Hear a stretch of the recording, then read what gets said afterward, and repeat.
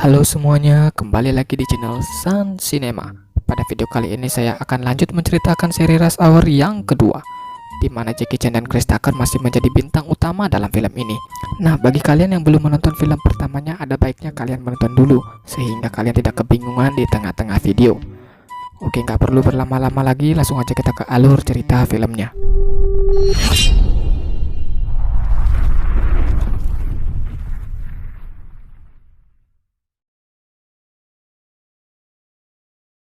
Film diawali dengan seorang wanita yang sedang membawa sebuah paket pada kedubes Amerika di Cina. Ketika ia meninggalkan lokasi, tiba-tiba saja adegan kemudian berpindah ke Lee dan Carter yang sedang asik menikmati liburan mereka di Hong Kong. Namun kesenangan itu terhenti ketika Lee dihubungi oleh atasannya yang memberinya tugas untuk menyelidiki kasus pengeboman tadi siang, di mana disinyalir jika kelompok triad pimpinan Ricky Tan lah yang bertanggung jawab atas insiden tersebut.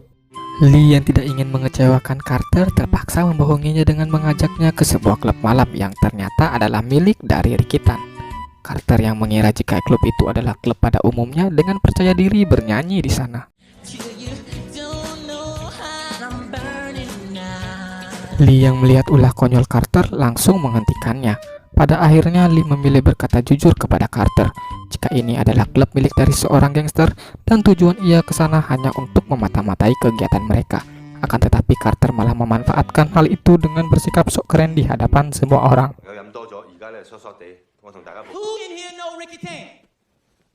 Tak lama berselang, seorang wanita bawahan Ricky Tan yang bernama Huli muncul. Lee yang memang sedang mencarinya langsung mengejarnya. Hell no.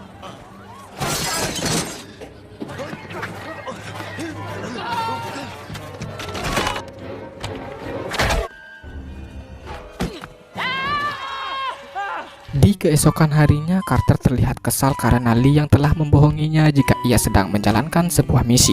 Guna menenangkan Carter, Lee mengajaknya mengunjungi sebuah tempat pijat plus-plus. I just knew it. Lee. Yeah. This is what I'm talking about. I beat down like 20 of them. Namun ternyata mereka malah bertemu dengan Ricky Tan di sana. Dan lagi-lagi akibat ulah konyol dari Carter menyebabkan terjadinya pertarungan.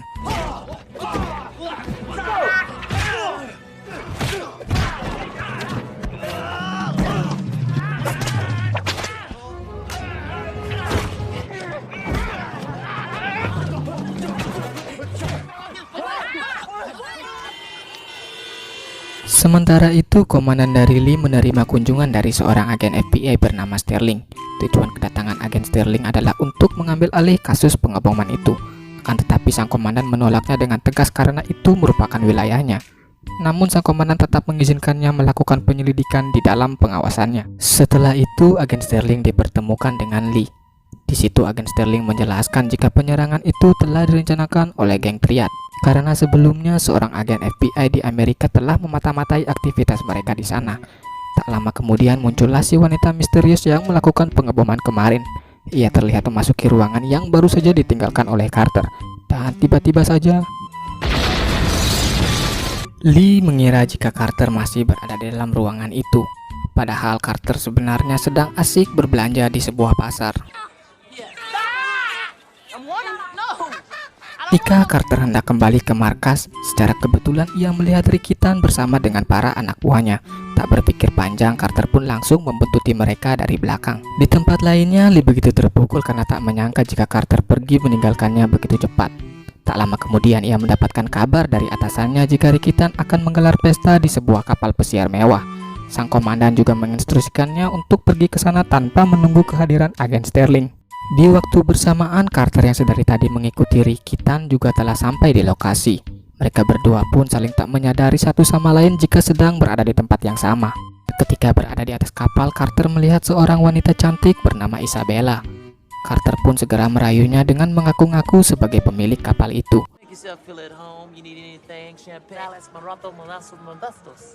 Meskipun tampak tidak dihiraukan, Carter tetap saja melanjutkan rayuan gombalnya. Isabella sendiri sebenarnya sudah tahu siapa pemilik kapal itu, karena ia datang bersama dengan seorang rekan bisnis dari Ricky Tan yang bernama Stephen Rain. Sedangkan di tempat lainnya, Lee yang sedang menyelinap masuk ke kapal dikejutkan dengan kemunculan Carter yang membuat Lee sangat senang. Namun tak lama berselang mereka berdua dikepung oleh anak buah Ricky Tan yang kemudian membawa mereka menuju ke tempat Ricky. Di sini terlihat Ricky sedang memarahi Huli atas kegagalannya dalam menjalankan tugas. Setelah itu Ricky menjelaskan ke Lee jika ia tidak tahu menahu soal insiden pengeboman itu. Ricky menuding itu adalah ulah dari kompetitornya yang ingin merusak nama baiknya. Di tengah-tengah perbincangan, Huli tiba-tiba datang menembak Ricky yang menyebabkan terjadinya keributan di sana.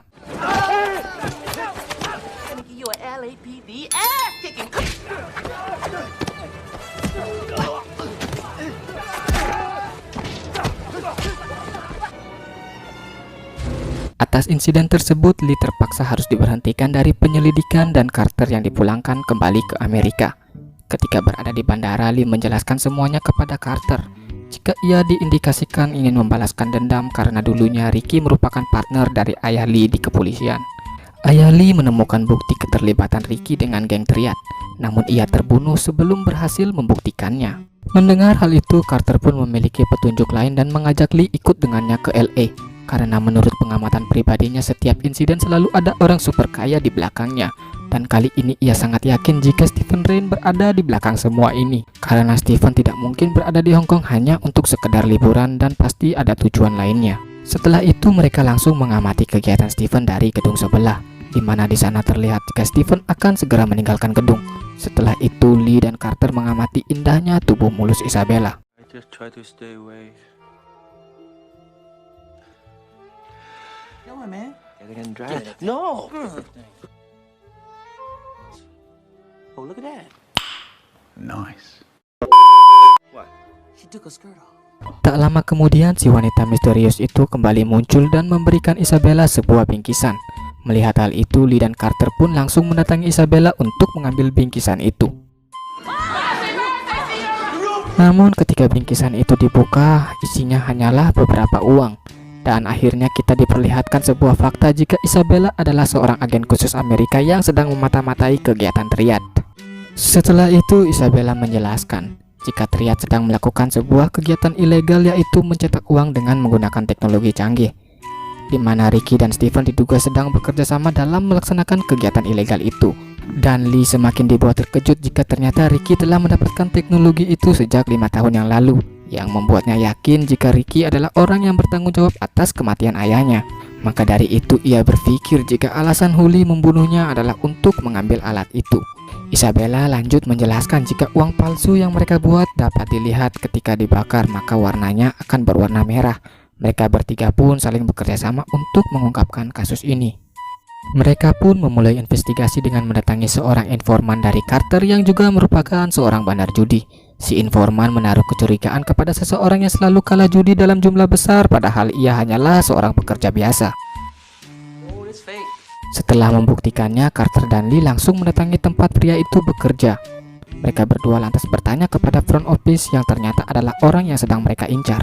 Dengan cepat, pria yang bernama Zing itu langsung melarikan diri keluar gedung, di mana di luar telah ada Huli bersama dengan para anak buahnya dan juga Isabella. Tak ingin kedoknya terbongkar, Isabella langsung membuat Lee dan Carter pingsan. Ketika tersadar, Carter dan Lee telah berada di dalam box sebuah truk. Di sana juga terdapat banyak patung yang berisi dengan uang dengan jumlah yang sangat banyak. Di saat truk berhenti, mereka berdua pun langsung memanfaatkannya untuk melarikan diri.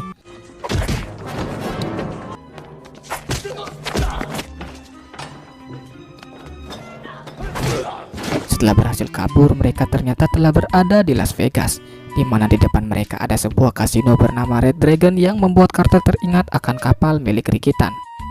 Ketika mereka masuk ke dalam, di sana telah terdapat Stephen yang sedang melakukan grand opening kasino. Tak lama kemudian, Isabella memperingati Lee jika terdapat penjaga yang sedang membawa sebuah box ke tempat percetakan uang itu. Lee pun langsung menceritakannya kepada Carter dan membuat sebuah rencana, di mana Carter akan membuat kekacauan yang memancing para penjaga dan Lee akan menyusup ke ruangan percetakan ketika para penjaga itu lengah. Akan tetapi Lee malah tertangkap oleh kamera pengawas yang menyebabkan terjadinya kekacauan di sana.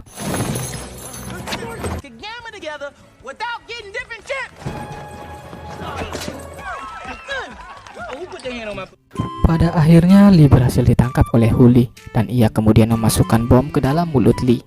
Setelah itu Lee dibawa bertemu dengan Ricky yang ternyata hanyalah memasukkan kematiannya untuk mengelabui FBI. Ricky yang menaruh kecurigaan kepada Steven berniat untuk mendatanginya, sementara nasib Lee diserahkan kepada Huli. Dan ketika Lee hendak dibunuh, Isabella langsung membuat keributan yang menyebabkan terjadinya kekacauan di sana.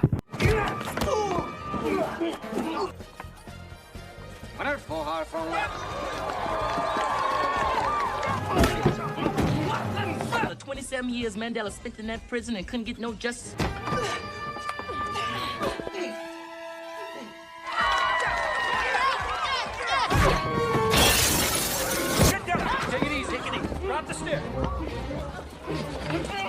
Oh man, this can't be good.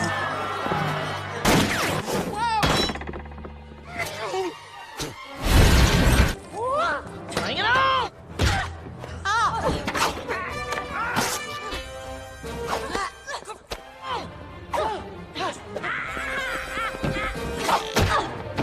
Thank you, Benjamin. Di sisi lainnya, kecurigaan Ricky terhadap Steven benar adanya, di mana Steven sedang berusaha mencuri cetakan uang yang ada di dalam berangkas. Ricky pun tanpa basa-basi langsung membunuhnya di sana. Ketika Ricky hendak pergi, datanglah Lee yang langsung menyerangnya. What happened to Rain? If hiding like your father, As hell you can, Lee. Ain't nobody up your back, and BAM! you're gonna Got her! Crazy ass!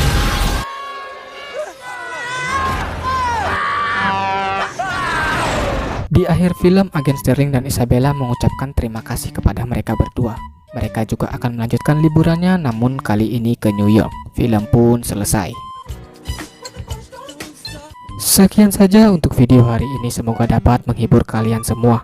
Jika kalian suka video ini, jangan lupa like dan subscribe agar channel ini bisa semakin berkembang. Akhir kata, saya mengucapkan banyak terima kasih kepada kalian semua.